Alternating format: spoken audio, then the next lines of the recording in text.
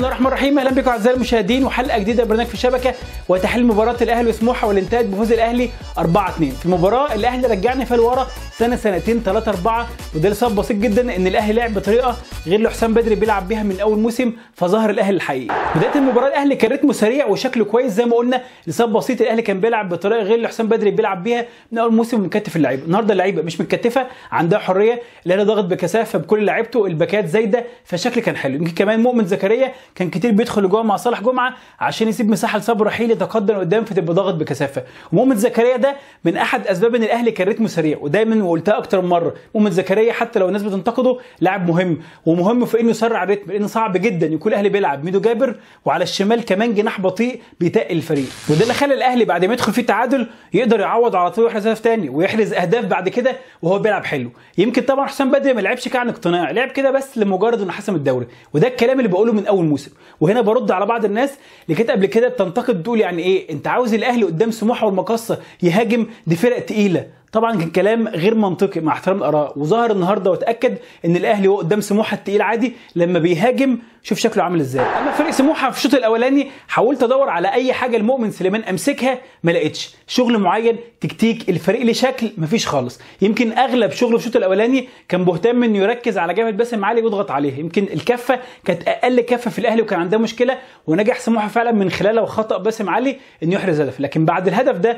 وبعد هدف الاهلي الثاني ما بقاش حتى سموحه يروح عند الناحيه دي، وبقى اسوأ من قبل كده. مؤمن سليمان النهارده اشتغل بنفس الاسلوب اللي اول ما ظهر مع الزمالك اشتغل بيه وكمان مع سموحه، فكره اهتمام بالعمق وان الجناحات دايما يكونوا مايلين لجوه منطقه العمق يشتغل منها. ويمكن دي ظهرت اكتر في الشوط الثاني، ان كان كل تركيز سموحه لما يطلع بالكره سواء من الاطراف اليمين والشمال او منطقه العمق من وسط الملعب لازم يسلم الكره للاعب اللي موجود في العمق ده اللي وراه دفاع الاهلي. يعني الكره تطلع من اليمين توصل هنا، تطلع من الشمال تترمى هنا عشان يسندها بعد كده يحاول يفتح لعب. طبعا منطقه العمق دي قدام دفاع الاهلي وعنده نص ملعب زحمه، وكان في تصميم برضه ان لازم كل كره تروح هناك في منطقه العمق، فكان نتيجتها ان هجمات سموحه كانت بتفسد. وتمام مفيش مشكله ان المدرب يكون عنده فكر معين بيطبقه، لكن كل مباراه مؤمن سليمان مع الزمالك ومع سموحه بنفس الطريقه، طبعا ده غير منطقي، لازم يكون عندك تنويع.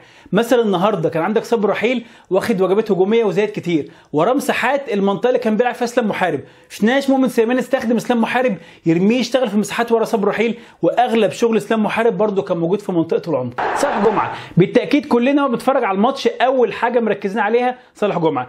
فنيا صالح جمعه مش محل شك اصلا او نقاش، يعني انا مش مستني اشوف صالح جمعه بيرقص لاعب عشان النهارده اقول ده لاعب كبير، دي حاجه مفروغ منها. لكن الفرق النهارده ان اول مره من زمان جدا احس ان صالح جمعه عايز، يعني صالح جمعه قبل كده كنت بقول ان هو سلبي في المباراه، النهارده في حاجه مختلفه. وصالح جمعه يمكن عنده ميزه كنت شرحتها انا فاكر الموسم اللي فات في ماتش الاهلي والمقاولين، فاكرها بالظبط. صالح جمعه ميزه بتميزه عن عبد الله السعيد، وهو انه بيتحرك اسرع من عبد الله السعيد، ده اللي بيخلي صالح جمعه بيعمل كثافه في كل حته في الملعب. يعني صالح جمعه هتلاقيه مره بيميل ناحيه الناحيه اليمين بيعمل كثافه، ومره ناحيه الناحيه الشمال بيعمل كثافه، وفي نص الملعب واحيانا ورا نص الملعب وبيقرب منطقه الجزاء، تحركاته سريعه بيعمل لك كثافه اكتر مكان في الملعب. وكل مكان في صالح جمعه يبقى في حل موجود، طبعا ده بيحصل بشرط ان صالح جمعه يكون عاوز فيتحرك، فده يبقى ميزه اضافيه للاهلي. وطبعا عارف اول ما نتكلم عن صالح جمعه الناس كلها تمسك في خناق حسام بدري، والناس عارفه ان انا اكتر واحد بنتقده من اول موسم، ولكن الامانه فيما يتعلق بصالح جمعه اللوم كله مش على حسام بدري، لان في ماتشات قبل كده كان بيلعب فيها صالح جمعه وكان اداؤه سلبي ومش مشجعك ان انت ممكن تلعبه تاني. لكن لو صالح جمعه لعب زي ما لعب النهارده وكان افضل كمان، مستحيل بدري يقدر يقعده بره. فظل اننا بنقول اداء الاهلي جيد وكويس، لكن ما ينفعش ننسى وسط الملعب. وسط الملعب النهارده كان مفتوح شوارع امام سموحه بوجود حسام غالي وعمرو السوليه، ودي ظهرت في الهجمات المرتده لسموحه. سموحه نادر لما تشوف هجمه كانت بتفقد في نص الملعب او بتقطع، دايما لما بيطلع بهجمه او بغاره بيوصل لغايه منطقه جزاء اكرامي عشان المساحات كبيره جدا اللي بينطلق فيها في نص الملعب. ودي بتحصل بالاخص وحصل قبل كده كذا مره لما يكون حسام غالي بيلعب مع عمرو السوليه، قلت انها اسوأ ثنائيه، وبتحصل بالاخص في الماتشات الاهلي بيكون ضاغط بكثافه فالعبء بيكون اكتر على لعيبه نص الملعب فبيبان عيوبهم، وبالاخص لما يكون قدام فريق بيقدر يعمل هجمه مرتده بشكل كويس وبيمسك كوره زي فريق سموحه فبتبان المساحات الكبيره جدا في نص الملعب. يمكن قبل كده كنت قلت كلام البعض زعل منه، قلت ان جزء كبير من تفوق سعد السمير ومحمد نجيب بالاخص الاثنين جاي اكتر من الطريقه الدفاعيه اللي بيدافع بيها حسام بدري، الدفاع بشكل جماعي اكتر من التطور في مستواهم، مع الاعتراف برضو ان سعد السمير بالاخص اكيد مستواه اتطور، لكن ده ظهر النهارده مع الاهلي وهو ضاغط بكثافه قدام ومفيش الحبكه الدفاعيه اللي بيعملها في كل الماتشات.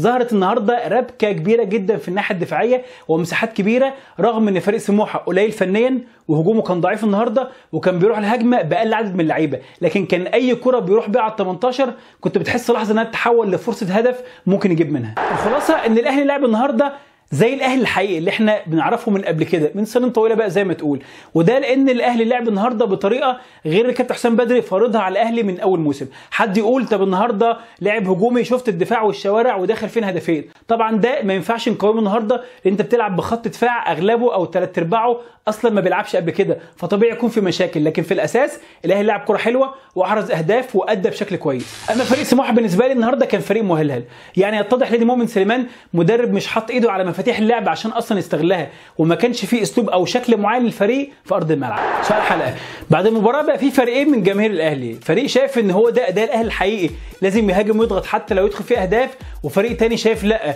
طريقه حسام بدري في الدفاعيه والتقفيل واللي تضمن لك فوز وتاخد بطولات هي الافضل. شايف مين فيهم الصح؟ لو التحليل عجبك اعمل لايك واعمل شير واشترك في القناه، واوعى تنسى خليها دايما في الشبكه.